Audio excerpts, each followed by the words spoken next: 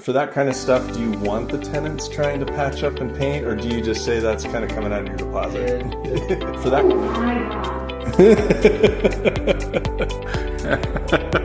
Oh, wow. That's a good one. Okay, well, I'm the property manager for Commerce Property Solutions. This is Cody. He's one of our handymen. So tell me what you were just saying, how it's an ever-evolving process, because I just had that conversation with someone about our home inspections. That's what I was just explaining with us, with home inspectors. You can get a new inspector that's only been with me for a year, but you're getting my process that I've been fine-tuning over the last 20 years of all those little things like, oh, you missed that. So our inspections, as we do them when a tenant moves out, is constantly evolving. We're finding things we missed in a previous one that ends up either causing issues for the new tenant or causing issues for us trying to collect on it because we've already sent a security deposit back or whatever the case may be. So our guys, their goal is that they walk in the door and they're going to do a ceiling to floor kind of look, but they also are going to check every nook and cranny that could be dirty, could have a, an issue that we're missing, not seeing, damaged walls that are being hidden by things. We also check all the water sources in a property. We found that that's been very helpful and beneficial, especially when tenants move in and washer hookups are dripping or toilet supply lines have caused water and no one noticed it. So they try to make sure they catch everything. They're awesome at what they do. They get a lot of stuff I think most people wouldn't. And so this is every move out. So every time you're swapping between tenants, and there's obviously that's something you got to get done quick because you can't wait, that's just money lost. And then a lot of time people are wanting to move in quick. And so it's like they don't have a place to kind of hold. So they've finished up one contract, they're moving to the next one. So all this has to be done quick. Cody, show us some of the stuff, because the main thing is I want people to see that being a landlord is more than just like finding renters. There's so many little things that you'll notice, like these blinds do not go up and down all the way. Not that that's necessarily always an issue, but just check that. I mean, you can just feel the dirt on them. That's been partially cleaned. I usually like to check the caulking around the windows, make sure there's a good seal there. So like the blinds, are you guys cleaning before the new tenants, kind of getting it from a zero state before? Pretty much. We require the tenants to clean, so they do get a move out instruction sheet that does tell them to clean blinds and things like that. Mm-hmm. Whether they, the floor is wet. Whether they do that or not is up to them, but what will happen is he'll take pictures of anything he notices that's dirty and wasn't cleaned. We put that into the inspection. So anything that we have to fix or clean, they have to take a picture of. And then we provide that inspection to the tenant and the owner, and we estimate the cleaning time it's going to take to clean up whatever they did. And then take that out of their deposit. We charge accurate hours, though. So we can estimate, but until the cleaner comes in and does it, we don't charge until we know the actual cost. Yes. So all of this is super quick because they're waiting for their deposit. So we have 30 days to return the deposit, and because Utah has this strange rule that most of the cities don't allow tenants to put their name on the water bills, the water sewer garbage. Yes. We have to wait for that last bill to clear because the tenants are responsible to pay that. And so we typically do not release a security deposit until the soonest I've seen it go out is after 15 days, and that's because of the way the dates that the cities bill out. And so we just have to wait for that last bill and make sure the tenant covered it before we just send out that security deposit and have to try to recover the money. That makes sense. Yeah. Okay, Cody, what else? I mean, we pretty much stop top to bottom. We're looking for dirt everywhere. That's a huge thing.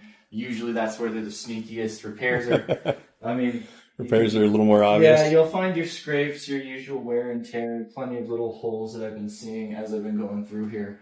And I usually just... And your goal is to get all of that back to a clean slate for the next tenants. Exactly. I mean, that is the goal. So we're just noticing any of the little things, any of the little pinholes. Like there's plenty up here, so those we'll want to patch up and touch up the paint there.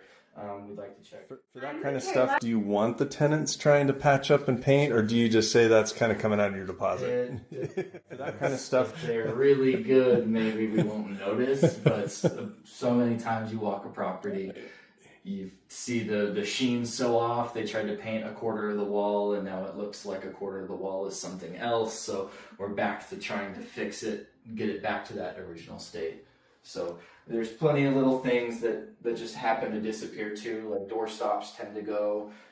There will be a lot of dust and things on baseboards. A lot of times I like to just touch them, see if I can pull dirt off of them, because we'll want those clean. Because all that's part of their cleaning checklist. Exactly. And then do they shampoo the carpets, or I think have sources where we can provide them information For them to for do it. our recommended carpet cleaners. We will end up cleaning the carpet most likely. It's pretty stained. It's obviously we've been walking around here. They did vacuum, but the carpet's not the way it was originally. So I just like to go one by one through all the rooms.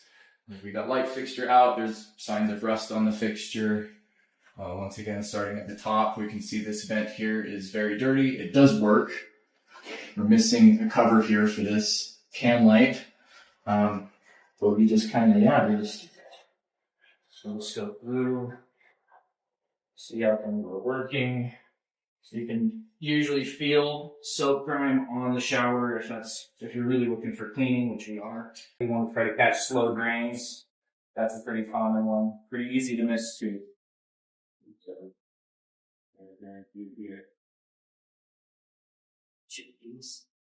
These are fairly new. Super looks fine. And just looking for obvious signs of leaks. Like in this case, we very much done a slow drain here, so that'll be needing addressing. We've got that kind of stuff. Obviously, the toilet's a little dirty inside. Checking around the toilets, you can see that the baseboard back there's got water damage, so maybe there was a leak at some point. If it's a property we've managed for a while, we do document all those kinds of things so we can take a look back, see if we know of any reason why that would happen. But yeah, we got signs of water damage all over this baseboard here. You just kind of keeping an eye out for all of these little things. Making sure the door is shut. Making sure it actually locks. smoke detectors? Yes. Do you guys replace those frequently? Yes. I think we kind of have an opt-in for fall prep and spring prep where we are making sure smoke detectors are up to date, filters are up to date, all of those kinds of things. So screens. Yep. Screen conditions are important. Like this one's starting to fray, so it'll probably need a rescreen. So you take this whole, like your whole report, you send it off, you'll note what was here before, what wasn't, and if it wasn't, then it goes back. And then who makes the decision, like that screen? Like, how does that happen with the owner? Usually Michaela will talk to the owner, or if it's depending on what the issue is, there's certain things that are required, certain things that aren't required. She's usually the one calling the shots on those kinds of things. So and then some of that will be up to the owner discretion of like, yeah, let's do it now, or yes. So, okay. Like it just depends. Sometimes you can tell when it's just somebody trashed it. Maybe they're trying to throw something through the window. Yeah. You can kind of see the story a little bit when you walk through these. Like even though the baseboards are clean in there, they're very dirty in here. So these things will be noted. Plenty of scuffs on the wall there. Obviously, you've got a nice spot on the carpet that hopefully comes out.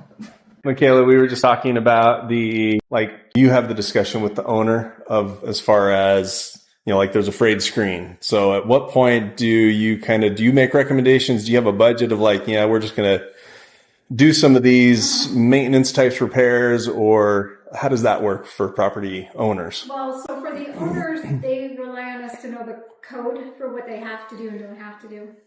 And then there is the recommendation side, right? So the code side, now all properties are required to have screens on windows that have screen capabilities. So those types of things, if it's not a tenant that destroyed it or didn't report it while they were living there, I'll let the owner know and we make that decision whether tenant gets charged or not. Paint's usually recommended every 10 years or sooner, depending how the walls look. We do recommend carpet replacements at certain times, especially when you're walking on the carpet and it feels like you can feel the wood underneath.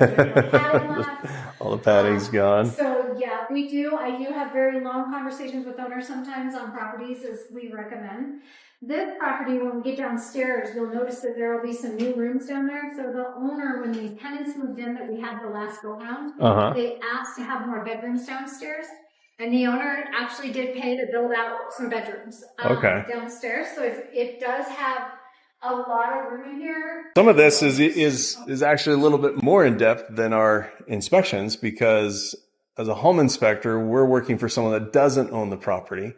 So we don't move appliances because it could, damage something. But yeah, so that's interesting of you guys actually have a little bit more leeway on some of the things that you can do. Yeah, we definitely don't want to leave a new tenant moving in with that kind of a mess. And they, like I said, they turn on every appliance. They make sure everything is working when they come out of here. When I ask the tenant, once the report comes out, I'll say, hey, do you know where those might be? Right. I do know from just knowing the tenants that they have kids, so probably they just roll them up or something. Yep. It happens. And like the valance on top is hanging beautifully as a new decor. But I'm sure we'll figure out how to fix it. Yeah. And then they check all light bulbs. So all the light bulbs in the house are working, and they are the same wattage for every setting that they're in. When a tenant moves in, and in their lease, it tells them when they leave, they need to have the same. So they can't have like the different warmth, cold. Yeah, absolutely. Yeah. So he's just doing his due diligence of making sure. So everything's lit up when they get started, and then then replacements and everything is on the tenant, Right. and then leaving it in that working condition. Yep. And so we'll check to make sure if those are the balances that are missing, we'll get them put Then we'll back get up. All that goes to the tenant, charged to the tenant. Okay. Baseboards are just enough dirty. And then once he's done with his walkthrough of checking, then he'll come take pictures. Because like I said, everything we say is dirty has to be in pictures to clean it, basically. So he'll come back through and take his pictures once he's kind of done his cursory check. And the last thing we really want is to do a repair that we can't prove we needed to do. Right. So everything has photos. There's hundreds and hundreds of photos per inspection of just every little detail that we catch. That way. Hundreds. I've seen upwards of 500 or 600 photos on properties that have just been totaled and destroyed. So yeah, they definitely cover our bases. Just because you want to protect the owner and the tenant. When the tenant moves in, we've done our due diligence of walking through before they move in, and we check it. And then each tenant is given an inspection report that they have to turn in within 14 days that says what they turned in, what it looked like when they moved in.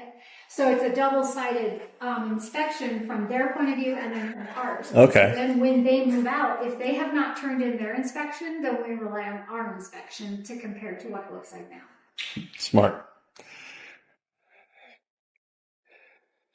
Carpet stretching, is that something you guys do as part of like the process, or kind of when it?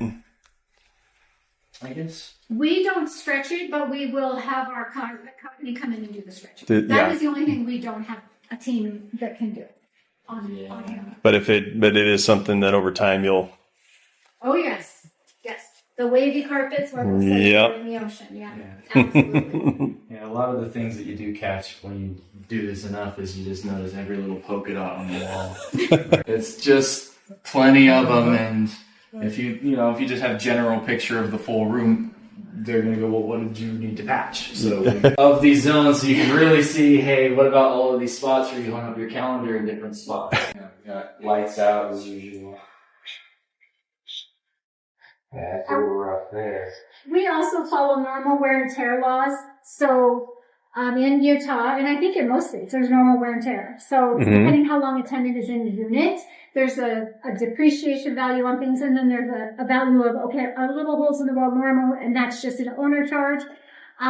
So we do follow those really, really strongly, because we've found where tenants will come back and say, well, I live there and it's a normal wear and tear. Well, that's relative to how long you lived there.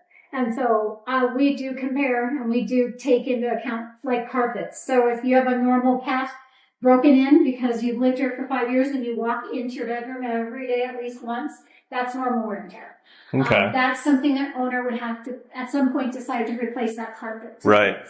And are those all specified in like the state law of like? Yeah, Utah has some pretty good clear state laws about normal wear and tear. And we have a great legal team that we use. So if I ever have a question on something, I will go to them. Say, okay, what do you think? But like the black marks in the carpet, that's not normal wear and tear. So unless we can get it out, that would be a decision on an owner to leave it and just rent with the spot.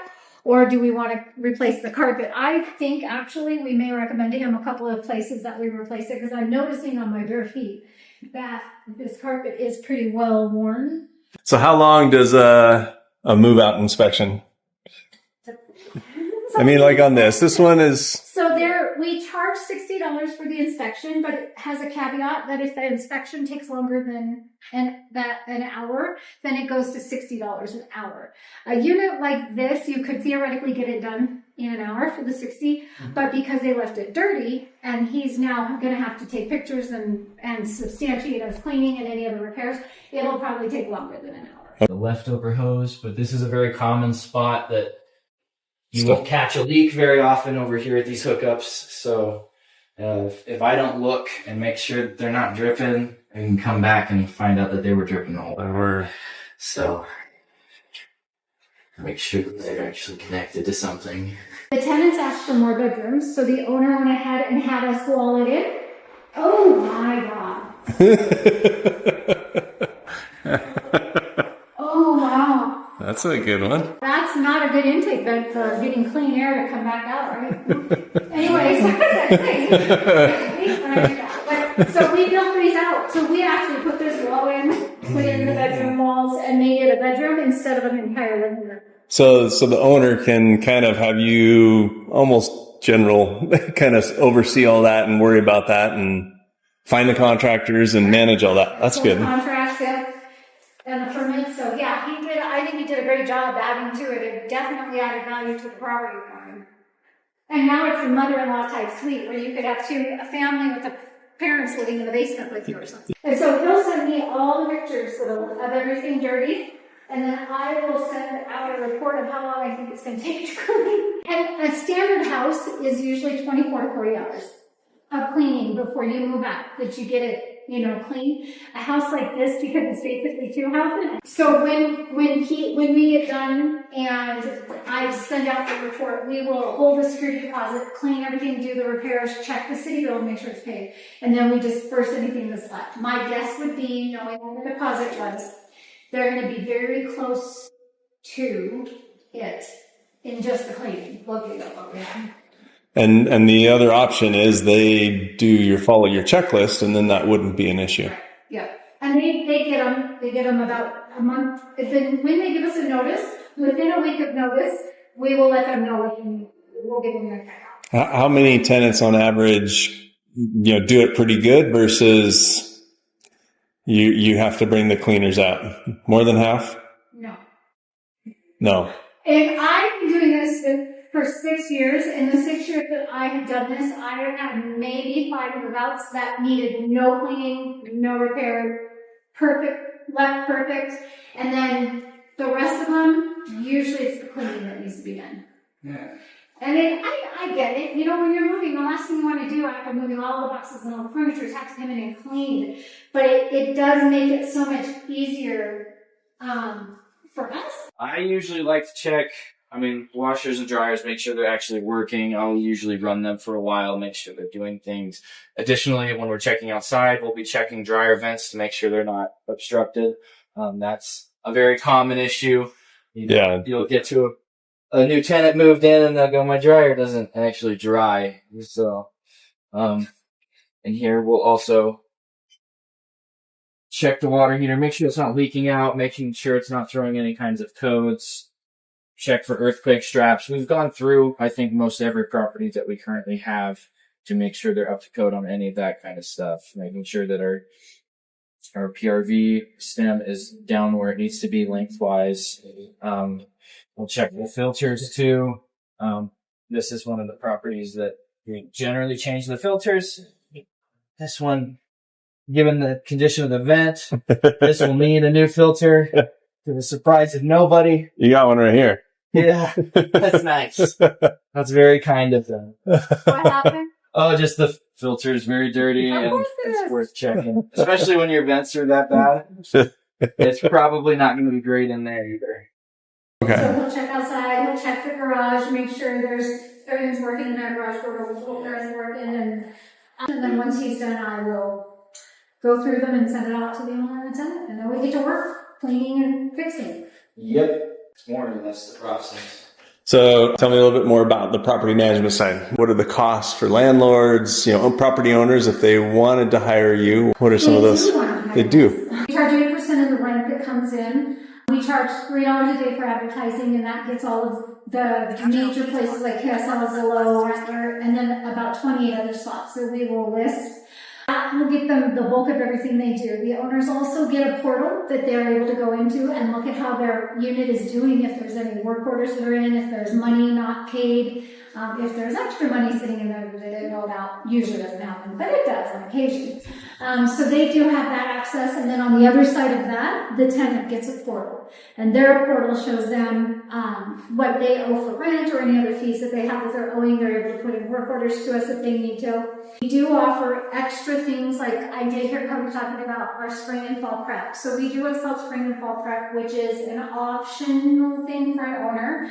But we will come in once in spring, once in fall, and we will take pictures of the property, make sure there's no extra people living here, unauthorized animals, that they're not hoarding, that the house is in good care. They also check smoke detectors, make sure they're working, keep them up. They check hot water heaters, they check all the water sources to make sure nothing's leaking. We take pictures and send that to the owner, and that's a $70 charge each time we go out. We do also offer, on top of that, we will change the air filter to at least ensure it's getting changed twice a year. And that charge the owner does take. It's $15 for us to come in as part of the inspection and change out that air filter for them. Technically, it is a tenant responsibility when they move in, but this allows us to get in and see the unit. Because there will be times where you will have an owner who opts not to do a prep, and we don't have any reason to go into the house or any legal reason to go to the house unless a tenant opens a work order. And there are tenants who don't want you to come in. So they'll try to fix things on their own or just not tell you they're broken. And so it is advisable to an owner to make sure that you're getting some kind of an inspection. Right. And we do offer a free inspection where we'll just come in at some point in the year without taking pictures, any of that, but we will check just to make sure everything's going on. We do drive by our properties regularly to check the outside, because that'll tell you a lot if the outside's not being taken care of. Generally, the inside might not be too.